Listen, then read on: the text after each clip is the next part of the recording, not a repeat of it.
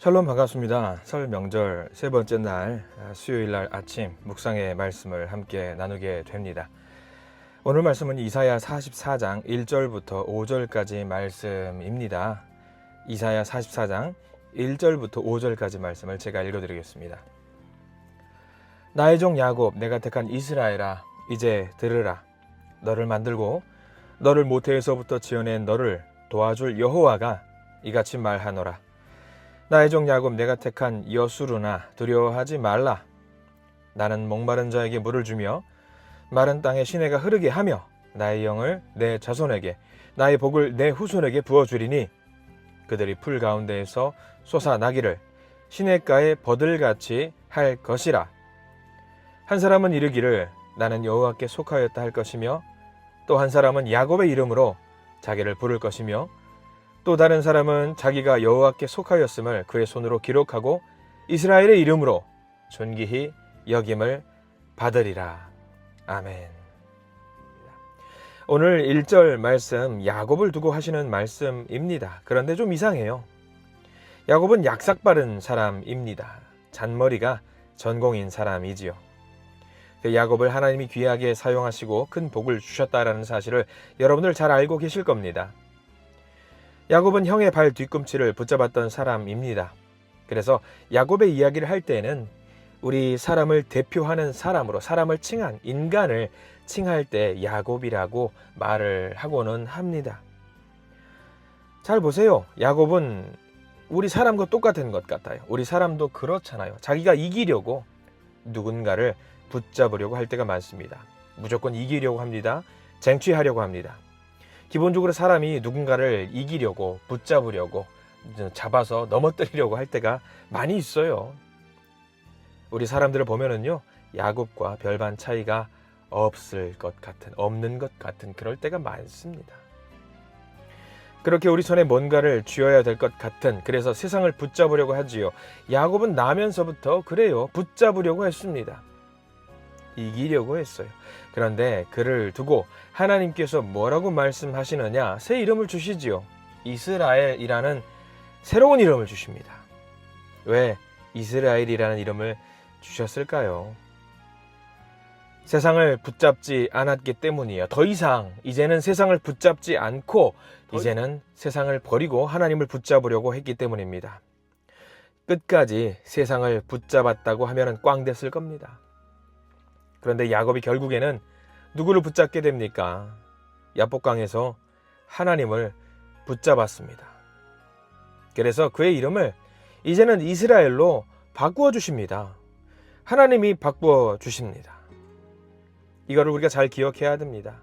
우리 믿음의 모든 성도님들, 무언가 잡고 있었던 그 손을 이제는 좀 내려놓으시기를 간절히 축원합니다. 오히려 세상을 붙잡지 마시고 하나님을 굳게 붙잡으시는 믿음의 성도님들이 되시기를 간절히 축원합니다. 그렇습니다. 바로 그 순간에 야곱의 정체성이 완전히 바뀌게 됩니다. 그런데 오늘 하나 더 잘 보셔야 될 것이 무엇인가? 하나의 이름을 더 주십니다. 오늘 말씀에서는 그 이스라엘을 뭐라고 하는지 잘 보셔야 됩니다. 2절 말씀 제가 한번 읽어드리겠습니다. 너를 만들고 너를 모태에서부터 지어낸 너를 도와줄 여호와가 이같이 말하노라. 나의 종 야곱, 내가 택한 여수룬아, 두려워하지 말라. 여러분들 여수룬에 표시를 반드시 해두시기를 바랍니다. 야곱은 약삭빠른 자라고 이기려고만 하고 세상을 붙잡았었던 사람이었습니다만 하나님을 붙잡고 하나님을 의지하니까 그를 결국에는 의롭다고 하나님이 칭해 주십니다. 그래요. 의로운 자, 그는 사실 세상 속에서 이길 수 있는 능력이 전혀 없는 사람이 됩니다. 이스라엘이라는 이름을 얻게 되었습니다만 그런데 그는 뭘 잃어버린지 여러분들 아시지요? 고관절을 하나님이 치셨고요. 그래서 그는 평생 장애를 갖고 살게 됩니다. 왜 그렇게 하셨을까? 이제 무엇을 의지하라는 거지요? 하나님을 의지하라는 거지요. 결국에는 에서와 화해하게 되었습니다. 다리 저는 동생을 보니까 불쌍하지요. 짠한 마음도 들고요. 그러니까 불쌍한 마음에 용서를 해주게 됩니다. 이 야곱의 모습을 잘 보십시오. 시련이 있을 때, 역경이 있을 때, 고난이 있을 때에 너무 속상해하거나 속쓰려하거나 아파하실 일이 아닙니다. 오히려 우리를 의롭게 하시려고, 우리를 사용하시려고 문제를 주시는 경우가 많습니다. 분명히 그런 경우가 있습니다. 하나님께서 사용하시려고 하니까 문제가 있고 장애도 있고, 그러나 결국 여수룬이라고 하나님이 불러주시는 거 아니겠습니까? 그래요, 오늘 야곱처럼 우리 모두가 선한 것이 하나도 없을지라도 하나님의 힘과 능력을 의지할 때 우리가 의롭게 될 수 있다는 사실을 믿으시기 바랍니다. 여러분들은 어떠세요? 저는 어떨까요? 옆에 계신 김 집사님은요? 옆에 계신 박 권사님은요? 왜요? 좀 의롭게 보입니까? 어때요? 정말 죄송합니다. 의로우신 분이 하나도 없습니다. 그러나 그러한 사람이 과연 하나님을 붙잡게 되는 순간 여수론이 될 수 있어요. 의로운 자가 될 수 있다라는 사실입니다. 명절을 보내고 있는 바로 지금 이때에 우리 가족이, 우리 가족이, 형제와 자매가 하나님을 붙잡아야 되는 이유가 바로 여기 있습니다. 세상 가운데는 전혀 의로운 자가 아닙니다. 자기 이름을 내밀 수도 없습니다. 그러나 우리의 형제와 자매가 하나님을 붙잡았을 때에 그 사람을, 그 형제를, 자매를 하나님께서 여수룬이라고 불러주시고 하나님이 사용하시게 됩니다. 그래서 우리가 믿음을 전해야 하고요, 복음을 전해야 하고요. 굉장히 중요한 일입니다. 그렇게 여수론이 되면은요, 나는 가진 것이 없고 능력이 없고 장애를 갖고 있는 그런 시련과 역경 속에 있지만 하나님을 붙잡는 그 순간, 여수론이 되는 순간 우리가 어떻게 되느냐? 3절 말씀을 보시기 바랍니다. 3절입니다. 나는 목마른 자에게 물을 주며 마른 땅에 시내가 흐르게 하며 나의 영을 내 자손에게, 나의 복을 내 후손에게 부어주리니. 그래요, 물을 부어주셔요. 성령의 은혜를 부어주셔요. 복을 주십니다. 그리고 그것을 우리만 누리게 되는 것이 아니라 누구에게까지? 우리의 자녀에게까지 부어주신다고 약속을 하셨습니다. 얼마나 귀한 은혜의 말씀인지 모릅니다. 그래요, 하나님은 가장 좋은 것을 우리에게 주시려고 하시는데 100점짜리를 주려고 하시는데 우리는 굳이 애써 하나님께 뭐라고 말하는 줄 아세요? 하나님 60점짜리도 괜찮아요. 아니 하나님 50점짜리도 괜찮아요. 아니 하나님께서 100점 주시려고 한 하나님이 얼마나 무한하시겠습니까? 에라이 그러지 않으시겠습니까? 여러분들, 우리 하나님께 가장 좋은 것을 달라고 하시기 바랍니다. 우리는 그것을 누릴 만한 자격이 있습니다. 왜요? 하나님이 우리를 여수룬이라고 말씀을 해 주셨거든요. 5절 말씀 볼까요?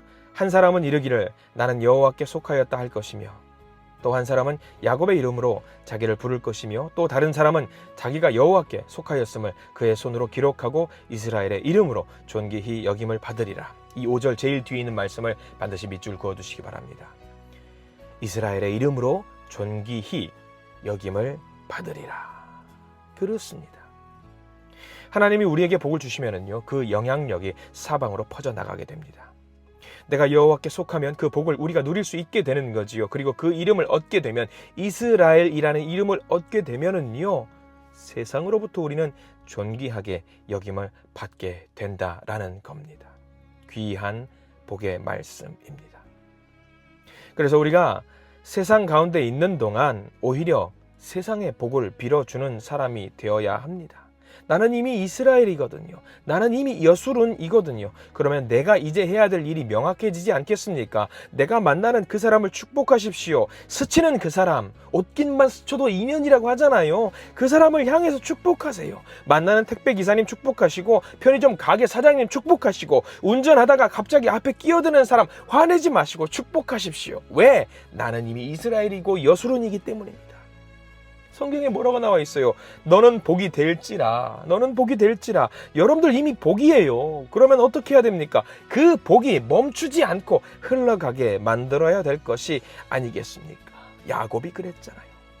이스라엘이 되었고 여수론이 되어서 온 애굽에, 그리고 이스라엘 모든 민족에게 복을 흘러가게 만들었습니다. 그게 우리 믿는 자들이 해야 될 모습입니다. 믿음이고 신앙입니다. 그렇게 내가 할 수 있는 그 작은 일을 통해서 천국을 만들 수 있다라는 사실을 기억하시기 바랍니다. 그러니까 우리가 있는 그곳부터 에덴 동산으로 만들어야 합니다. 여러분들 좋은 친구 만나려고 너무 애쓰지 마십시오. 그냥 내가 좋은 친구가 되어주십시오. 친구 없는 사람들의 친구가 되어주시고 강도 만난 자의 이웃이 되어주시기 바랍니다. 대접받으려고 친구 사귀지 마시고 대접하는 자가 되어서 친구를 섬겨주십시오. 그런 이야기를 오늘 성경 말씀은 우리에게 해주고 있는 것 아니겠습니까? 6절 말씀 볼까요? 이스라엘의 왕인 여호와, 이스라엘의 구원자인 만군의 여호와가 이같이 말하노라. 나는 처음이요 나는 마지막이라. 나 외에 다른 신이 없느니라. 아멘, 아멘. 그렇게 야곱이 믿었던 하나님이 진정한 신입니다. 우리의 하나님이 진정한 하나님입니다. 우리가 믿어야 될 하나님, 세상 가운데 전해야 될 하나님, 우리의 형제와 자매에게 전해야 될 하나님, 바로 그 하나님이 우리가 믿는 하나님입니다. 명절의 끝자락, 아직 우리에게 하나님을 전할 수 있는 기회가 있다라고 한다면 반드시 복음을 전하시기 바랍니다. 세상에 있는 많은 사람들은요, 그 하나님을 붙잡지 않고 세상을 붙잡아요. 우상을 붙잡지요. 오늘 성경 말씀 추가적으로 여러분들 보시면 좋겠습니다만 17절 말씀 보시면은요, 재밌는 이야기들이 나옵니다. 17절 제가 한번 읽어드립니다. 그 나머지로 신상 곧 자기의 우상을 만들고 그 앞에 엎드려 경배하며 그것에게 기도하여 이르기를 너는 나의 신이니 나를 구원하라 하는도다. 이거 너무 웃긴 말 아닙니까? 우상을 만들어 놓고 내가 우상을 만드는 거예요. 우상을 만들고 야 너는 나의 신이니까 나를 좀 구원해라. 이게 뭐가 더 이거 설명이 되지 않는 우스꽝스러운 이야기입니다. 신을 내가 만들고 너는 나의 신이다 라고 하면서 섬기는 거죠. 그게 우상이에요. 왜 그렇게 하는지 아세요? 돈이 되니까. 돈이 되니까 하는 겁니다. 우리는 오히려 이런 오늘 말씀을 넘어서서 오히려 더 선포해야 됩니다. 하나님 말고는 다른 신은 없다라는 것을 선포해야 돼요. 우리가 명절에 부모님을 만납니다. 부모님이 계시는데 그분을 두고 당신은 나의 아버지가 아니라고 하면은 뭐가 됩니까? 뭐가 돼요? 우스꽝스러운 장면이 되는 거지요. 우리 하나님도 마찬가지예요. 우리 하나님이 분명히 계시는데 우리가 하나님을 두고 하나님이 아니라고 하면은 그거 뭐예요? 콩가루지요. 이거 잘못된 거잖아요. 저는 우리가 하나님 앞에서 하나님을 의지하고 전적으로 하나님께 우리의 중심을 내어드리고 더 이상 우리의 시선을 세상에 또는 우상에 던지지 않기를, 시선을 주지 않기를 간절히 소망합니다. 우리의 여러분들 우상이 왜 생기는지 아세요? 간단해요. 여러분 명품 좋아하실 겁니다. 다들 명품 싫어하는 사람 없을 거예요. 제가 예전에 그 액션캠이라고 해서요, 그 운동하거나 촬영하는 어떤 동영상 촬영 장비가 있어요. 유명한 고프로라고 하는 브랜드의 장비가 있는데요. 단연코 세상에서 제일 이 시대에서 가장 잘 만드는 제품 고프로 촬영 기기입니다. 근데 그 제품이 하도 잘 만들고 잘 팔리니까 어떤 회사에서 이제 가품을 만들었어요. 속된 말로 이제 짭이죠, 짝퉁을 만드는 거죠. 근데 재밌는 것은 그 짝퉁도 잘 만들어졌어요. 그 짝퉁, 이제 보통 이제 별명이 짭프로라고 하는데 이 고프로라고 하는 정품의 가격의 3분의 1이에요. 근데 이 짭프로도 성능이 제법 괜찮아요. 가격대 성능이 좋아요. 그러니까 뭐가 만들어졌는지 아세요? 짭짭프로가 만들어졌습니다. 짭짭프로. 근데 그거는 제가 한번 써봤는데 못 쓰겠더라고요. 근데 짭프로라고 하는 것은 지금도 저는 써요. 이 자동차에 블랙박스 용도로 지금도 여전히 사용을 해요. 싸니까 그냥저냥 괜찮아요. 근데 여러분들 짭프로 이 가품이 왜 만들어졌을까요? 정품이 고프로라는 정품이 너무 좋으니까, 이거 말고는 대안이 없으니까 이게 가품이 만들어지는 거예요. 여러분들 우상이 왜 생기는지 아세요? 이 짝퉁이 왜 생기는지 아세요? 같아요. 저는 우리 시대에 요즘도 이단 사이비가 너무나도 많잖아요.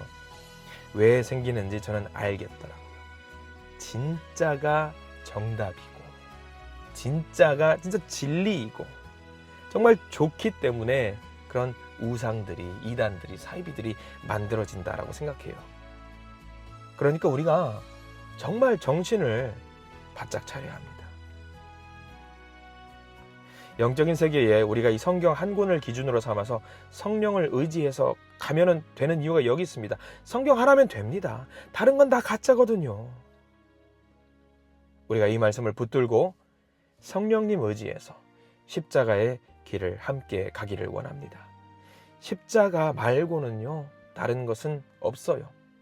십자가 하나면 됩니다. 십자가는 잘 보세요.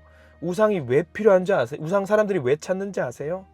십자가는요, 내가 죽어야 되거든요. 내가 죽어야 돼요. 근데 우상은 뭔지 아세요? 내가 살려고 하니까 우상을 필요로 하는 거예요. 근데 십자가는 그게 아니잖아요. 내가 죽어야 된다는 것을 우리 주님께서 알려주셨잖아요. 그러니까 우리가 가장 필요한 거, 십자가 바라보면서, 하나님 바라보면서 죽기를 각오하고 전진하시면 됩니다. 그런 신앙의 길을 완주하시면 됩니다. 그러면 우리는 하나님께, 하나님 나라로 갈 수 있습니다. 여러분들 기도하십시오. 하나님, 십자가만 바라보고 가게 해주세요. 십자가만 보게 해주세요. 이렇게 온전히 하나님만 바라보고 나아갈 때에 하나님이 주신 큰 은혜의 복을 우리는 마음껏 누릴 수 있게 됩니다. 오늘 하루 살아가실 때에 그 복을 마음껏 누릴 수 있는 우리 믿음의 성도님들 되시기를 간절히 축원합니다. 기도하겠습니다. 주님, 이 땅에 섬김 받으러 오지 아니하시고 섬기러 오신 우리 하나님을 우리가 오늘 말씀을 통해서 알게 됩니다.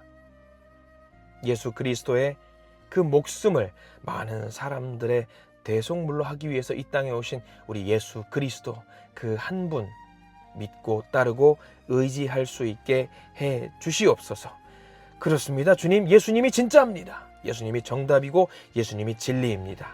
그 예수님을 따르는 우리가 되기를 소망합니다. 다른 것 어디에도 정답이 없음을 우리가 알고 있습니다.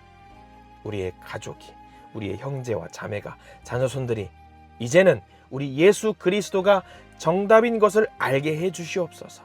다른 것에 정신 팔리는 일이 없게 해 주시옵소서.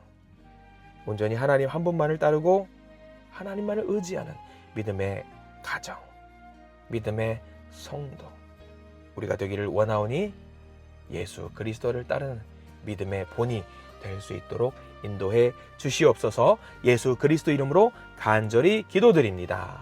아멘.